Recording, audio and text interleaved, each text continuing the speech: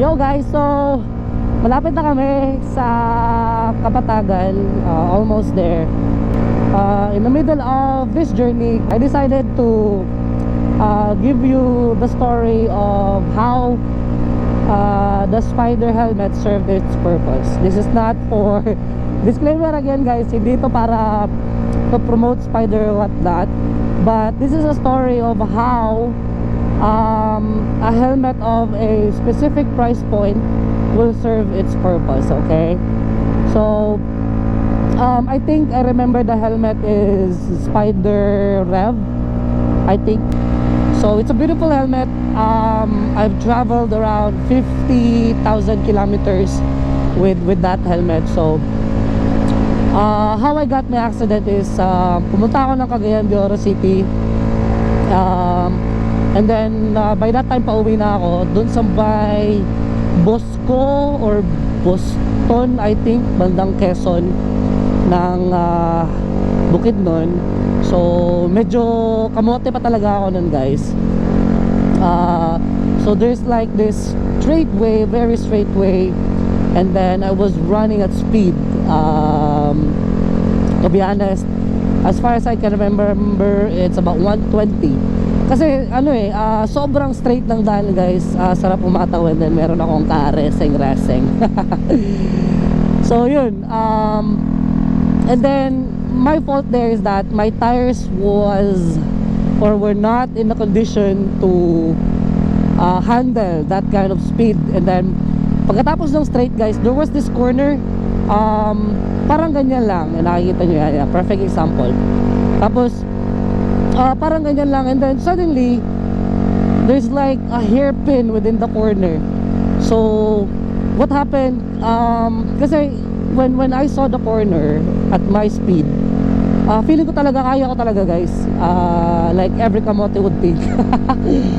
Yun, kaya ko talaga. And then what happened is that yun, merong hairpin, and then meron pa talagang there was like sands in the middle of the road here. So what I did is, of course, every kamote will do in a panic situation is brake. So what happened is I put on an emergency brake, bawas ako, then I put my right foot on the brake pedals, and then boom. So ang nangyari, nag-skid yung motor ko, and then dumula siya pa ganun, and I was going this way. But luckily my reflexes was in height that time. I saw a guy standing there, so what I did is binawi ko na naman yung motor, and then the motorcycle starts swerving and all. And then what happened is tumilapon ako this way, kasi pag ganun nga yung daan, diba? So yung motor ko pag ganun, binawi ko pag ganun, and then all hell breaks loose. So what happened guys is tumilapon ako sa may tubuhan. If you don't know what tubo is, it's sugarcane. It's a sugarcane farm, because that's their livelihood in that area. So yun, tumilapon ako doon, and I passed out guys for 3 seconds, I think. Or at least 3 seconds, and then probably about 5. So when I woke up, funny story as well is that yung babae pag-agising ko guys, babae yung sumalubong sa akin. She was wearing a helmet, and damn, by that time I can tell you she was beautiful. And shout out sa'yo, bali siya yung una ko talaga nakita. And then there was this guy sa gilid ko, hinihila niya yung helmet ko pa ganun, yung sa may lock banda guys. And then yun, hinihila niya ganun. I was like ganun. Tapos what I did is I stood up, and then I checked my motorcycle. And then nakita ko umiilaw pa naman. I think it's okay. So doon ko na talaga na feel yung pain. I was hit by my left rib side, back side, and then my hip, and then my arm. And then umupo ako ulit, and then I said, sadali lang, or kadali lang, Bisaya. Okay. And I was like that. And then it took me a few seconds to get back up again. Grabe guys. So what happened is, luckily I was wearing a full gear, I had my padded jacket, I had my padded pants, I was wearing a kamote shoe, so regular shoe, and then a spider helmet. So I look at my spider helmet afterwards. Daming gas-gas dito, guys. And then I think it was hit by something hard, or maybe tumama ako sa motor, I don't know. And then I didn't feel any pain in my head, except the fact that hinihila ako nung lalaki. Hinihila yung helmet palabas. So to point that out, in Gili, guys, yung nire-recommend niya na helmet, I saw one of his video na merong emergency pull out yun sa gilid, yung hihilain mo lang in case of emergency, di matatanggal yung padded. That's a really really good feature, guys, kasi if nawalan ka ng malay, and then somebody would help you out, they will just need to pull that out to pull out your helmet. So that's a very good feature, kasi pag wala ka nun, lalo na kung yung gusto yung lalo na yung katulad ko, yung mga helmet is medyo masikip talaga, mahihirapan sila tanggalin yung helmet. So that's a really cool feature, and my helmet right now has that emergency pull feature, and I can say it's really really good. So yun lang, quick story lang yun, guys. And that helmet really served its purpose.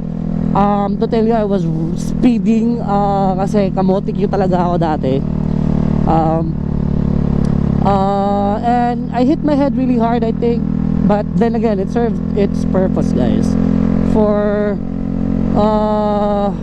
I think that was 3.4, 3.5 or 3.8, basta around that price range without the accessories. So yun, I do believe naman kasi talaga, guys, Gili will really serve its purpose.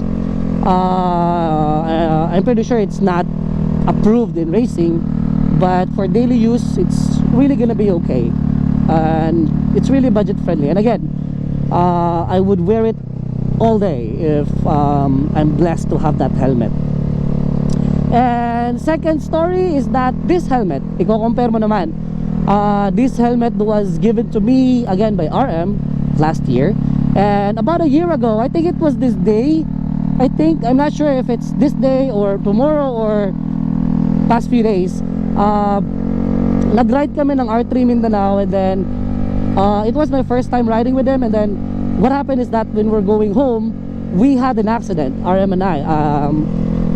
RM was wearing a SPYDER helmet, I was wearing this LS2 Challenger helmet.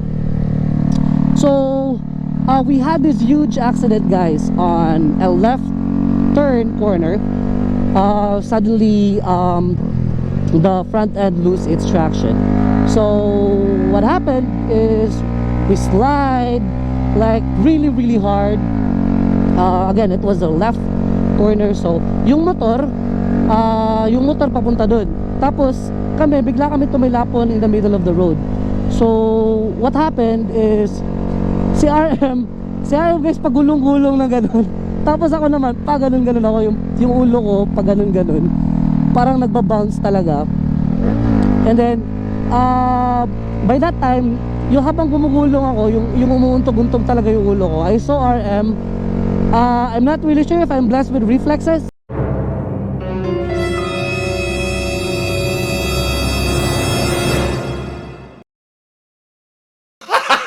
Gago! Pero as I was sliding, I saw RM like bouncing her head like bag. And then what I did is nasalo ko pa siya, guys, and then I hugged her while we were spinning and everything. So yun, ang nangyari sa helmet ko, hindi siya nag-crack. I didn't lost consciousness at that time, but this helmet, guys, ipapakita ko sa inyo, is it has a huge scratch on its lens. Here, suot ko pa, hindi ko pa napapalitan kasi then again guys, I'm one of those people na average income. If may bibilin kang medyo pricey, you need to save a lot of money or a lot of your sweldo for it, because this lens costs around 3K. And I was lucky I was able to buy it that time because it's bonus day. It was December, I think. So yun, it has a lot of scratches. Tumama yung GoPro ko, sabog. I'm still using the same GoPro, by the way, and luckily I put it in a case, a protective case that time, yung underwater protective case, and that saved my GoPro. So I was not recording that time, sadly, and yun. So I can say naman, again, at its price point, this helmet costs about 7,000 plus without accessories, and then the Spider helmet costs about 3 plus. So they both served their purpose. We didn't have any head injuries. And I can tell you the accident that we have on the R3 as well as my CB150R before, it's not a joke. It's really not a joke, guys. It was devastating, and luckily hindi ako napuruan.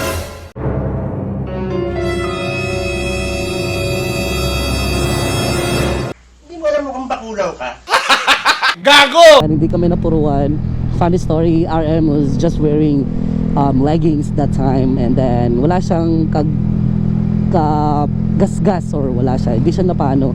Her helmet though was scratched because, as I mentioned earlier, I saw her head bouncing on the ground, so that's probably the reason it caused that damage. So again, to point it out, helmets at its price points will definitely serve its purpose as long as it's not substandard, guys. Always buy quality protective gears, okay? Invest in it, guys. Invest in it. Again, Gilly helmet is not a bad helmet. I'm pretty sure it went through testings and quality checks and all. So kung mapapansin nyo yung mga top-end helmets, if they advertise the helmet, they will advertise the features, the quality checks, or the, you know, the checks it went through, like SNEL, ECE, DOT, and some shit. So as I mentioned, you know, those certifications, guys, I'm not sure what certification Gilly had, but I'm pretty sure it went through the Philippine standard. Dumaan niya sa standard ng Philippines kasi it will never go to the market without it, diba? But then again, there are a few brands that gives you additional features, safety features, that's the reason why it has a specific price point. And again, those price points that we normal people can normally not afford.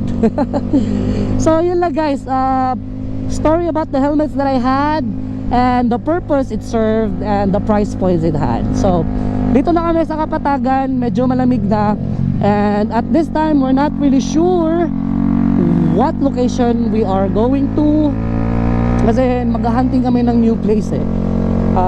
Meron kasi kami nakita somewhere in Facebook about a place, and I decided to talk about it here kasi medyo malamig na, and then wala naman masyadong sasakyan, and it looks like a forest. So hopefully you can see this. It's really nice here in Mindanao. Hopefully you guys could visit here.